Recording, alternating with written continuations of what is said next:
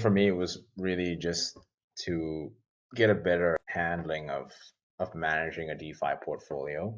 Mm, I had dabbled in LPs for a while, going back to, let's say, 2021, but I hadn't built up the right kind of frameworks or strategies to manage them at a larger scale. mhm.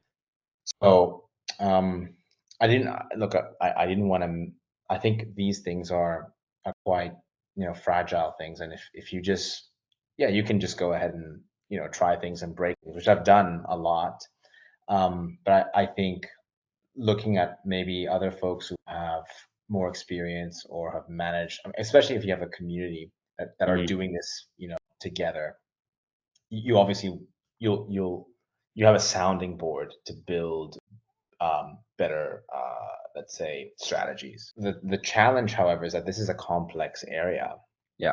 And just like actually in traditional banking, where you have Forex exchange and you have exchange houses that have their own liquidity pools, doing this yourself in a decentralized way, well, you can get wrecked if you don't know what you're doing. I mean, I certainly have gotten wrecked many times outside of the LPs, just traditional kind of NFTs, Web3 investing, Mhm. and um, I'm happy to go try the wrecked route and you go get wrecked to figure it out. The old sort of Yeah. adage, fuck around and find out.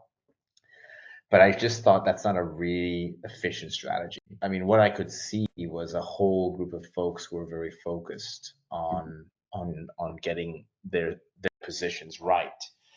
And there was not a lot of folks in there thinking from a different perspective. Like they weren't thinking about, what to buy that will pump. Metrics finance tool, which obviously I know you developed, I, I I think it's a fantastic tool. There Ye there are not a lot of other tools like that. I do use Crystal and Aperture and some of these other tools that I've discovered, but metrics finance is great in that it captures all the kind of position strategies that you need to do and the sizing, and you can simulate it. These kinds of things made me kind of feel confident that well, this community was very focused on that. And well, obviously I've generated a decent amount of fees, Mhm.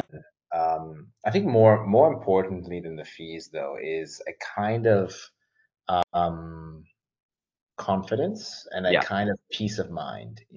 I didn't like that I had to sell assets to realize gains, Yep. and then only at that point can I like have to redeploy.